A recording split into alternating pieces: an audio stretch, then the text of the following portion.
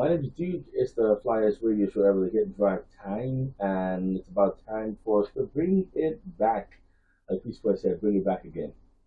It's the Bridge Leadership Foundation radio show, and coming to 2:30 every every time we come to this. That's twice in a month, and we have it for you. We're back with it this time around.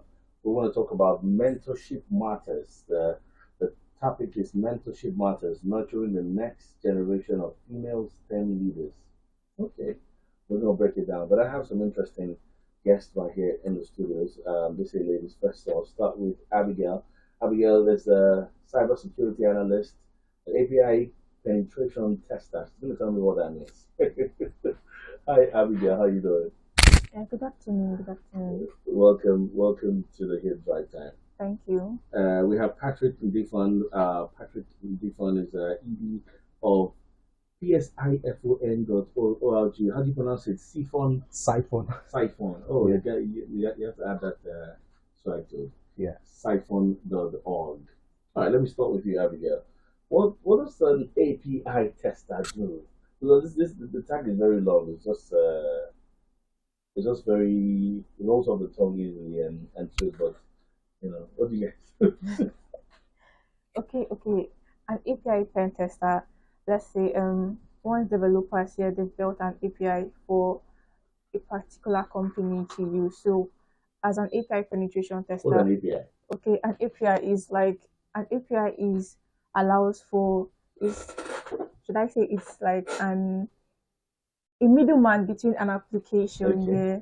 It's a middleman between an application. Let's say you go to a restaurant, yeah, Mm. and you want to order food. The waitress that comes to use the Okay. API. So the waitress that comes to use the API, so he takes it to the cook. The cook is now the server.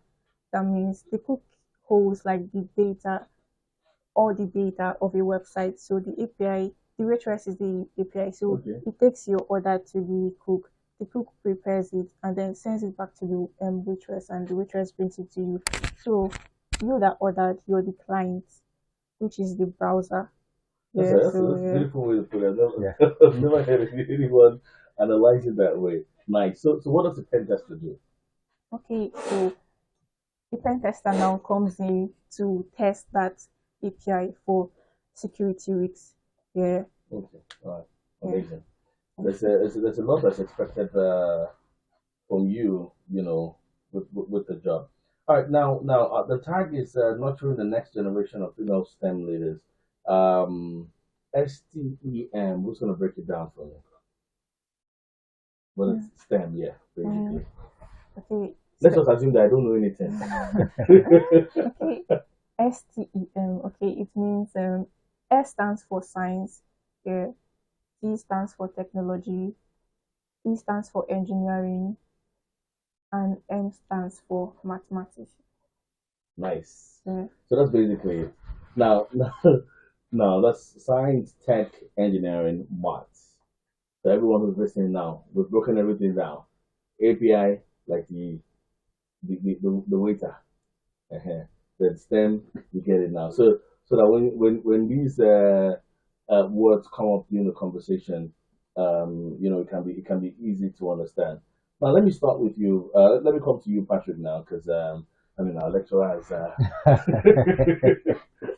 Has given us has foundation. given us foundation. Thank you. Has given us background. Now, the role of mentoring, as it has to do with science, tech, engineering, and maths. Why is it important? How do you define that role, and why is it important in today's landscape? Okay, thank you very much for that question. Why is the role of mentorship important? Well, um, if you look at it from a big picture perspective, right, our society advances based on several factors. Okay, one of them is um, largely driven by technology, all right, which involves the STEM fields that you just mentioned, science, technology, engineering, mathematics, and all of that. And if we want to, advance as an economy, as a nation, there has to be some kind of continuity from where we are, to the future. All right. So mentorship is important to, establish that continuity, right? The people that are existing today, the people that are, the superstars or the experts or the pros today, um, cannot in themselves fulfill the vision for the economy because, they have time. Time is limited. So they're going to grow old, they're going to die, and, they have to pass the baton to other people. So mentorship is important in ensuring that, that vision is continued by in another generation of experts or STEM enthusiasts. Mm. Abigail, are you a product of mentorship? Let's know how you got into tech. Okay.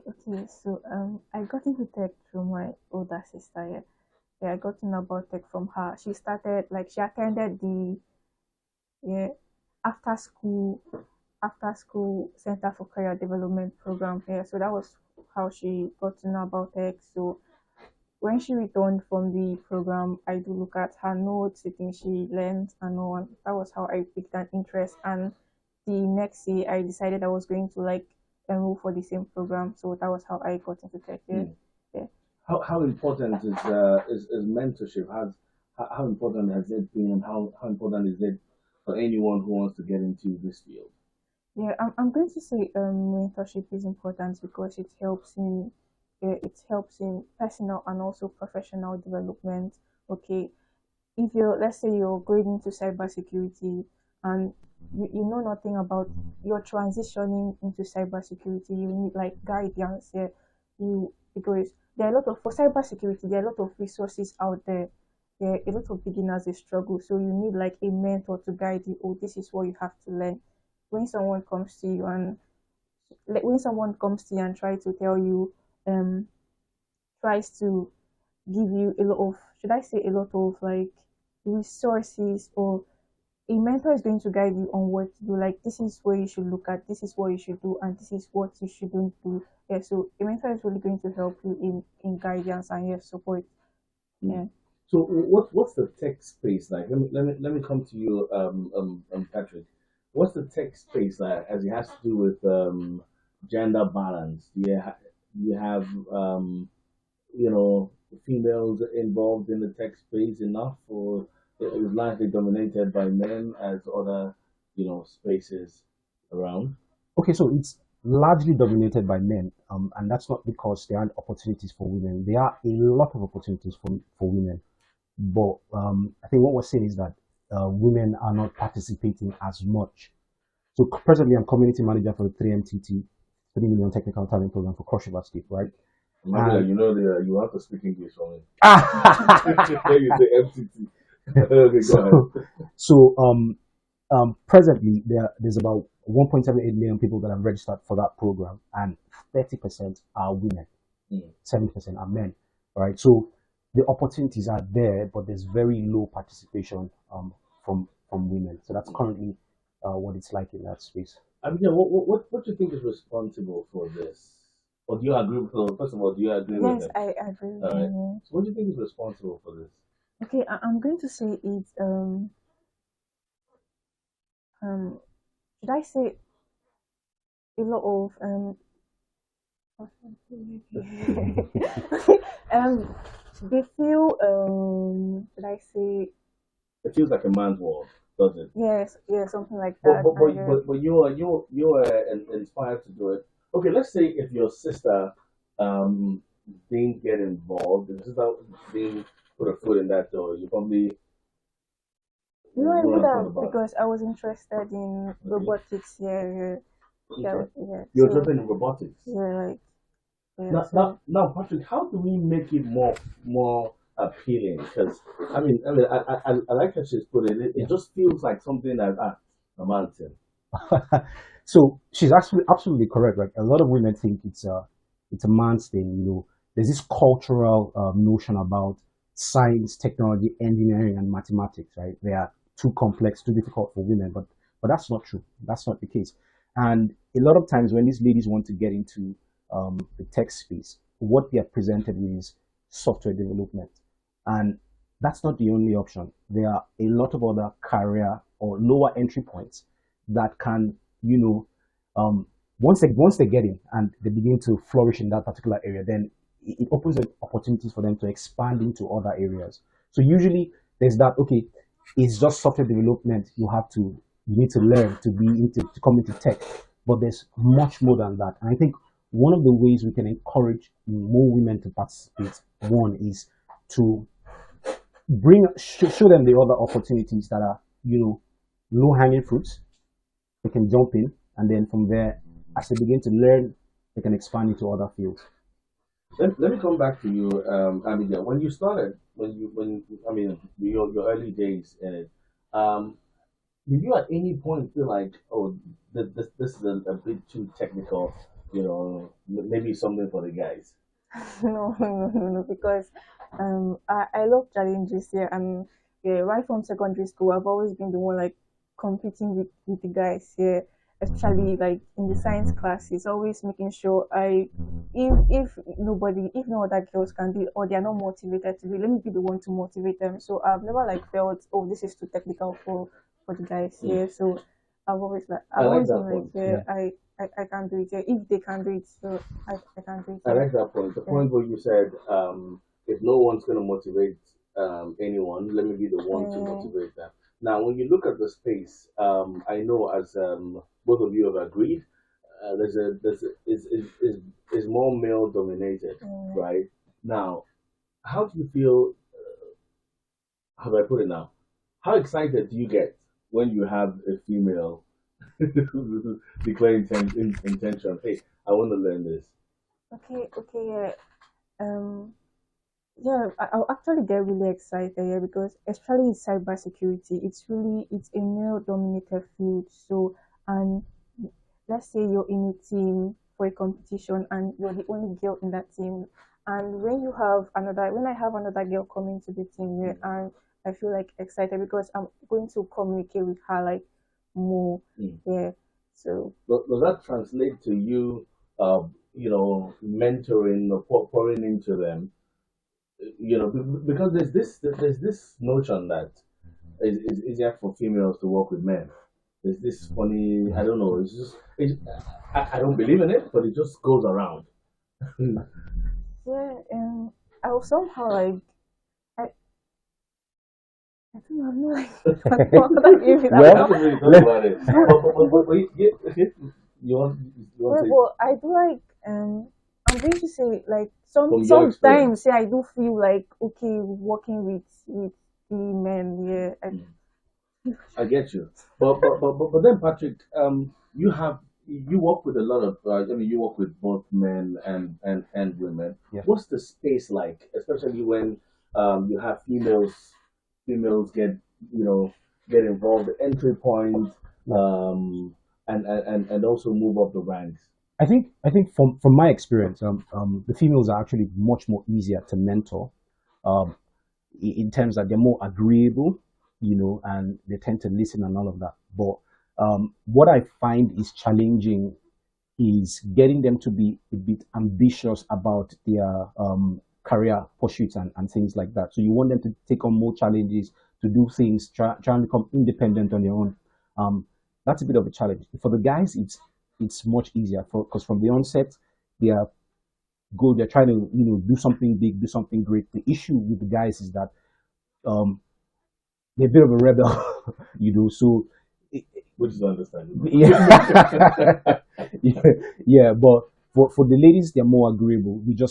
I just wish they would be more ambitious and more driven as the guys are. I mean, they are females that are driven, but I would like to see more of them You know, you, being you that know, way. you know, it's interesting because even with the media space, I was having a conversation with a friend of mine recently, and I said that it's easier, to mentor the ladies because Yeah, when they come into the space, they're very, very focused. yeah.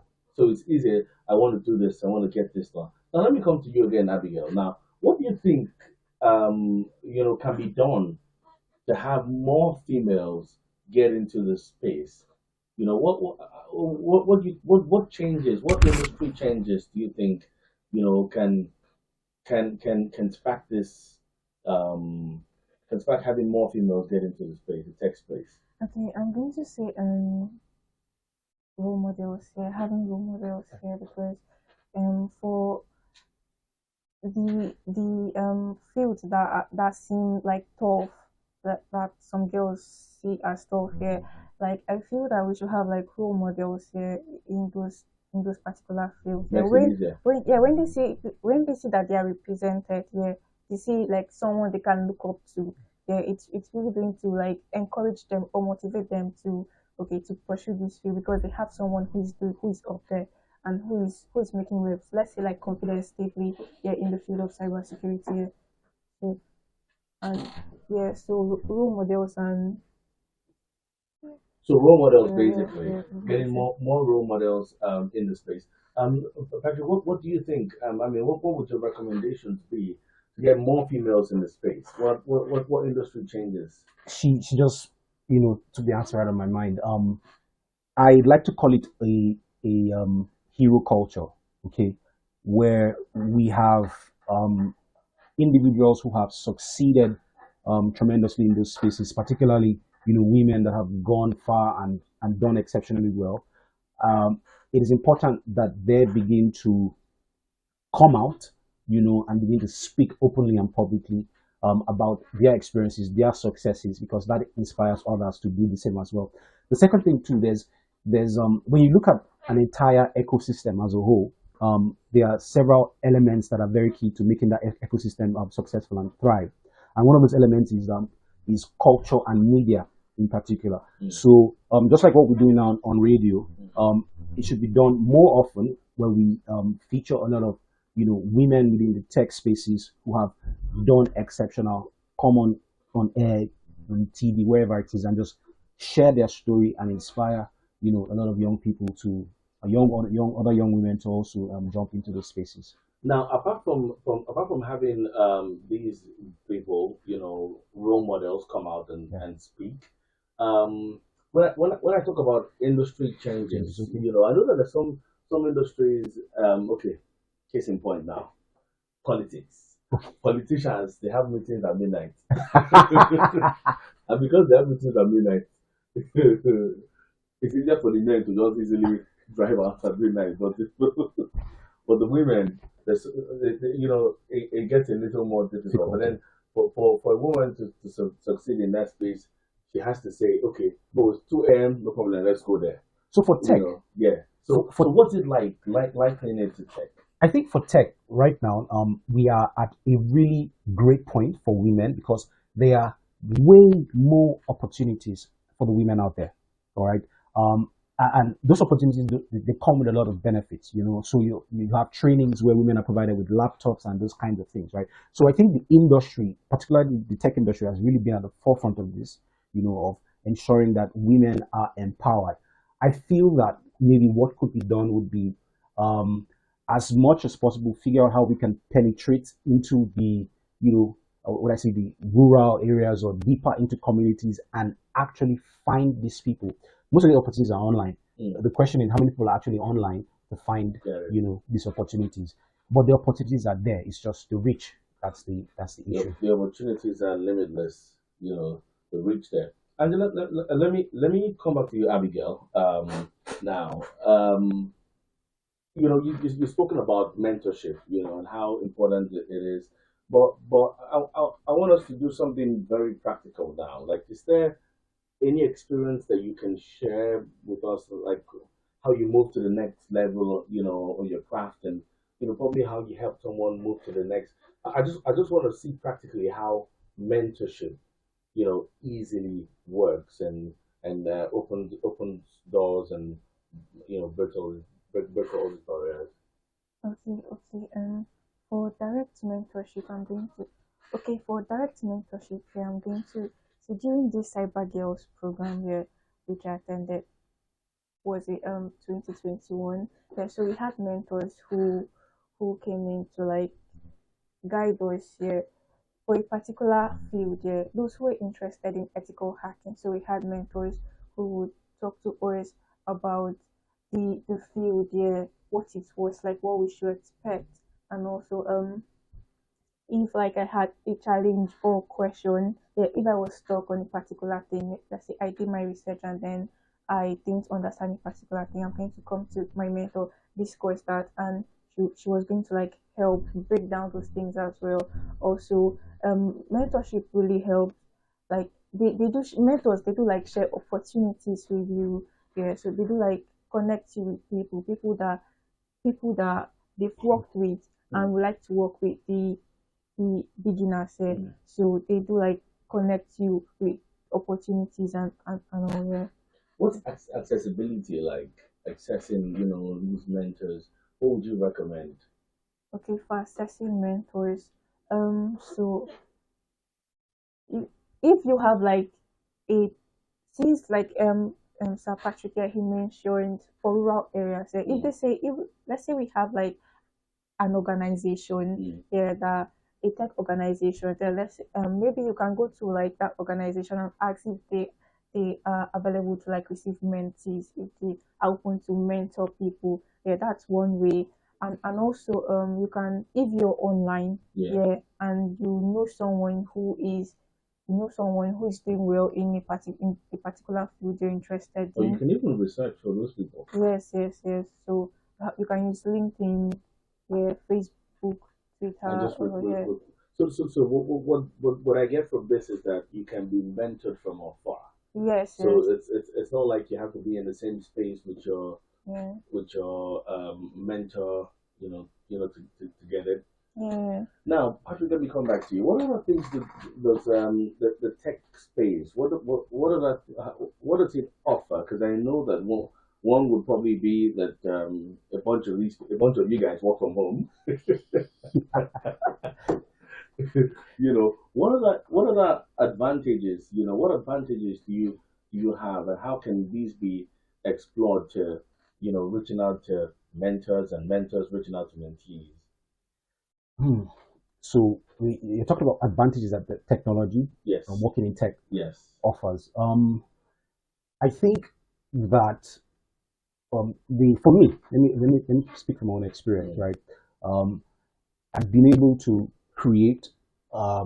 co-create several solutions with people, and technology has enabled that for me. And those solutions sort of like add to my portfolio and my credibility as a person. And with that level of success, it's easier to attract a mentor where that could be interested and say, okay, look, I like the work you've done. You seem like someone that has potential. I'm willing to mentor you and help you become better than me, something like that. So working in the tech space, I think it makes that a much more easier to achieve, particularly in regards to mentorship. And there's also this culture within tech that is almost like open source. Let me put it that way, for lack of a better word, where everybody seems to be willing to want to give, to the other person. So people are, you have someone who's very experienced, and then the next thing they're sharing, learning materials, they're sharing resources with you and all of that. It seems to be it's like an organic culture within the tech world, right? So everyone is always open to sharing what they've built, what they've created, and that shared learning environment makes it easier for people to begin to find mentors without necessarily being so close to those persons. Amazing, and I think that's a good advantage. The fact that you can be mentored from afar. You don't really have to be in the same space. Yeah. So I can have someone in Akpabio who has a mentor who's all the way in California, and as far as there's internet and there's a way to reach out, they can always reach out, have conversations where you have issues. You can always now I want to know. In some industries, you're a mentor, but then there's some things that you learn from your mentee. Yeah. Because they probably hit a challenge, and they share this challenge, and you realize that you actually not had this kind of challenge before, and then does that happen, and how regularly does that happen, and what do you do with that? So for me, it happens a lot, and it's something I'm usually very excited about, and I always look forward to such experiences. So I think around 2018, I mentored someone, a young man in digital marketing, right? So he was a marketing student, but he joined my organization, and I onboarded him onto a digital marketing program by Google. And I used to do marketing at the time, but not at a very professional level. So I would do trainings for people and stuff like that. And he grew to the point where he started, taking my trainings for me, allowed me to focus on other things. And at a point, we had a conversation, and he started mentioning concepts and challenges in marketing that I hadn't even achieved at the time, and I was really, really impressed. It got to the point where, like, you know what, I'm handing over this marketing stuff to you. You're going to be the expert. I'll just listen to you. So it happens a lot in marketing, and usually as a mentor, it's important that you're not guarded, right? You allow you're mentoring people so that they can actually replace you. So that's the most important thing. Abigail, you want to share an experience with something like this happen with you? No. As a mentor or as a mentee? Okay, as a mentee, Not yet, like that. Not yet. Not yet. But getting there.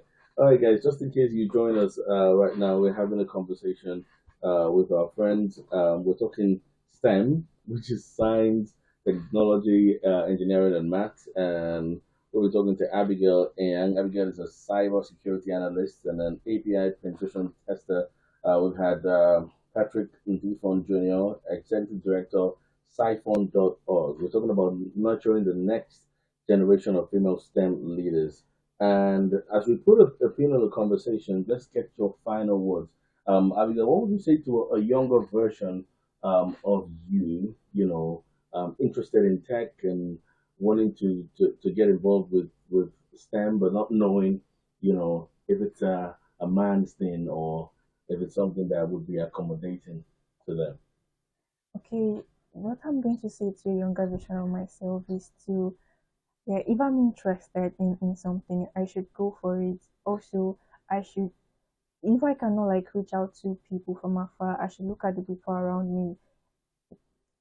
And then ask them questions. Let's say maybe they are not really doing what I am doing, but I can still ask them questions. Yeah, since they're experienced or since they are older, like they can help me. Yeah, so I'm going to tell myself to go for what I'm interested in. Yeah, and also I should be ready to embrace any challenge. Yeah, I should be ready to embrace any challenge and learn from that challenge, because those are the things that are going to like help me grow, and become stronger. Yeah. Nice. So it's basically go for it, and go for it and get it. All right. So Patrick, any final words as we wrap up? So what's in mind is basically as we build in tech, right? Anyone building in tech shouldn't build tech for tech's sake, right? Technology is an enabler, is a tool that can basically impact any industry and make those industries more efficient and better. So whoever is involved in tech should, at the very earliest stage possible, begin to think about how technology can not just disrupt, but improve the processes in other industries. I think it's more efficient and effective that way.